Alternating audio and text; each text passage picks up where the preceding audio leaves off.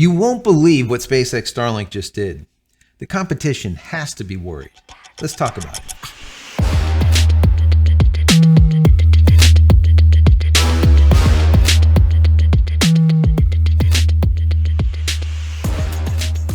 Hey everybody, welcome back to the channel. Thank you so much once again joining me for tea time. Today we have a little bit of misty morning, and that is it. Misty morning, so good, refreshing. Hope you're joining me with your cup of tea, maybe a cup of coffee, hanging out, talking tech, talking photo, talking video. Today's Technology Day. We're gonna be talking about SpaceX Starlink and what they've just accomplished, which is amazing. They've really shot for the stars and they reached them like a year and a half early. I was actually stunned by this information because I really thought that they were just going to kind of progress forward, starting out with text communication through their DTC or their direct to cell connection from satellites, and then move from that just texting into voice, and then from voice finally into some type of data, maybe video, maybe just surfing the web, something like that, but data. And they said that that trajectory or that course was going to be 2024. By the end of 2024, we're going to see texting. Then, now Apple's been doing that for quite some time, right? So 2024 texting. Then 2025, we're going to see the actual voice conversations. You're going to be able to make a voice call once again without having a cell tower nearby. You'll just be able to connect directly to the satellite overhead using the unmodified smartphone that you have in your pocket, which is kind of crazy, right? And then moving into the end of 2025, maybe 2026, they're going to introduce data where you're going to be able to surf the web, maybe do a video conference or something like that. Well, they pushed forward a lot. And what's even more interesting to me is that this is on the heels of Omnispace just putting in like this 43-page paper, this filing, regulatory filing with the FCC, claiming that SpaceX Starlink is providing a lot of, let's say, interference, according to what they're saying. Interference to their one satellite. I'm not joking. Anyways, so yeah, this is very, very big. In my personal opinion, I think that you guys are going to find the same. I was reading an article over in the UK. I was reading an article over on PC Magazine, all over the place. And I'm just going to read to you a portion of this PC Magazine article. And I want to give you, of course, my commentary on it. And then, of course, I want to hear from you down below in the comment area once you're done watching this video. Now, if you're looking for more videos like this one, I put together 270, almost 280, just like it, specific to SpaceX Starlink. Helpful how-tos, tips, tricks, what to buy, what not to buy, and the why behind all of it, as I always say. I'll put a link over here, so when you're done watching this video, check that out. Also, if you haven't downloaded any of my ebooks, check them out. Also, they're free. Go to JCristina.com/books, and if you want to say thank you for all of my hard work, there's a little thank you button. You can click on that. Give $1 or $2 if you like. If not, that's perfectly fine. Consider becoming a member of the channel. That would be even better. Even better. And if you enjoy the content, even in the least, throw it a thumbs up. That'll be very helpful. And don't forget to subscribe if you're not. If you are, thank you. Click this little button over here. So when I go live, when a new video comes out, you'll be notified of it immediately. So housekeeping is done. Let's jump right into this article. SpaceX Starlink system for cell phones remain in the testing phase, but the technology is already good enough to power a video call. What? That's a curveball for a lot of companies out there. On Tuesday, Elon Musk's company demonstrated the feat in a video post on X. Quote, first video call on X completed through Starlink direct-to-cell satellite from an unmodified mobile phone. Very interesting. You know what? Let me play this real quick. So this phone on direct-to-cell satellites. And this phone, Kyle's phone, on terrestrial. Video call on X. It works. So say hi to the Martians. Hey, Martians. Not bad, right? A little bit pixelated, but remember, you're communicating with the satellite at 520 kilometers in space. Amazing, amazing. Anyways, the article continues. The demo appears to take place at the company's offices in Redmond, Washington.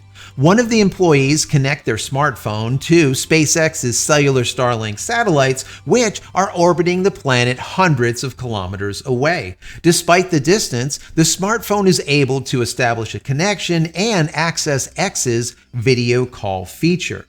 Unbelievable. The resulting call beams the video footage over the Starlink cellular network. Although the image quality is a bit grainy and the clip is short, nevertheless, the phone starts a call with a second smartphone connected to a traditional cellular network. The company pulled off the demo after SpaceX recently increased the number of cellular Starlink satellites from 6 in January to 38 last week, according to SpaceX's senior director, Ben Longmire. An earlier test conducted in March showed the cellular Starlink tech can deliver download speeds as high as 17 megabits per second to an unmodified Android phone. SpaceX plans to launch the cellular Starlink service later this year with T-Mobile customers, enabling them to receive connectivity in remote regions when a traditional cell tower is nowhere in sight, and that is very important.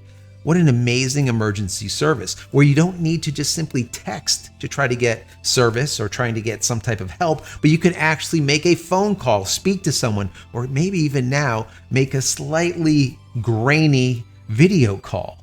Unbelievable. Unbelievable. The company's satellites will essentially act as cell towers in space that can ferry text messages, voice, and data to users. SpaceX still needs to wait for FCC approval before it can launch the service in the US. It's possible the company released the video call demo to help convince US regulators to clear the technology's commercial use. However, rival OmniSpace claims SpaceX cellular Starlink system generates radio interference, arguing it risks disrupting other satellite services. We talked about that in yesterday's video. Like I said, these people have one satellite. Just stop. It's not interfering with you. And if it is, tell them what is going on. In my last video, I talked about this, how OmniSpace is like, well, you're asking us to tell you why there is interference or how it's happening, but we don't want to. We're not obligated to tell you. We're just obligated to write this 43-page filing with the FCC to try to have you shut down. That's what we're obligated to do. We're not going to try to help us or help the situation or help other satellite providers, as they state. What a bunch of nonsense. The article continues. Last Friday, OmniSpace urged the FCC to intervene and force SpaceX to stop its tests. So far, the FCC has declined to comment. They're reviewing their 43-page document, I'm sure. SpaceX plans to roll out this direct-to-cell service later in 2024, initially targeting T-Mobile customers in the US. Many other network providers also signed up for SpaceX, including Rogers in Canada. However, not all of those services will be initially available. According to the company's website, text service will be launched in 2024, followed by voice, and then data in late 2025. And that's what I was talking about. So guys, you know, what has happened here? What has happened? Well, basically what has happened is SpaceX Starlink has leapfrogged the entire industry. I mean, think about it. I mean, Apple has been doing this emergency text thing for a couple of years now. Well, SpaceX, instead of going from the emergency text in 2024, moving into voice in 2025, and then by the end of 2025, maybe into 2026, go into video or into data, they just went straight into data. They're like, look, here you go. It's a little bit grainy, but we can make a video call. So that means voice is not going to be a problem at all, because the amount of data that is moved from point A to point B and then back to point A is small when we're talking about a voice conversation. Text is obviously the smallest, right? Little bits, small bytes. But even with a phone call, it's a very small amount of data that is actually going back and forth, all right? So they're doing it with video. That is just unbelievable. But I want to put something in context here. We know that Apple has been doing it with their iPhones and iPads or whatnot, and be able to have this emergency service or emergency connectivity using Global Star. I think the company is Global Star. Globalstar to date has like 25 of these satellites with the E-Node Bs, basically cell towers in space. They have 25 of them. As of last week, Elon Musk SpaceX Starlink has 38. They just started. They have 38. So, if Elon Musk continues down the same road that he has with the Starlink satellites, where it literally went from 1,000 to 2,000 to 3, 4, 5, we're now just over 6,000 Starlink satellites. If he does the exact same thing with this DTC or direct to cell service, we're going to see hundreds of these cell towers in space. Just going to trample over the competition. I mean, literally trample over the competition. I guarantee you when the other companies saw this, they're like, oh my God, did he just do a video call? What the hell? I mean, we can do it, but it's not working very well, you know? Just to put that out there on X, I mean, it's ballsy. Not that we don't know that Elon Musk definitely has a cast iron pair. That's besides the point. But the point of the matter is to do that. The ridicule, people are going to say that, oh, it doesn't look great, this and that, but they don't understand the feat that just went on. Literally going from an unmodified phone outside and connecting to a satellite, a cell tower satellite that's sitting at 520 kilometers back and forth bidirectionally with a video. That is insanity. Like I said yesterday, I mean, that satellite has to listen for a signal, RF frequency out of this thing that has to be so faint. It's got to be like a cricket fart.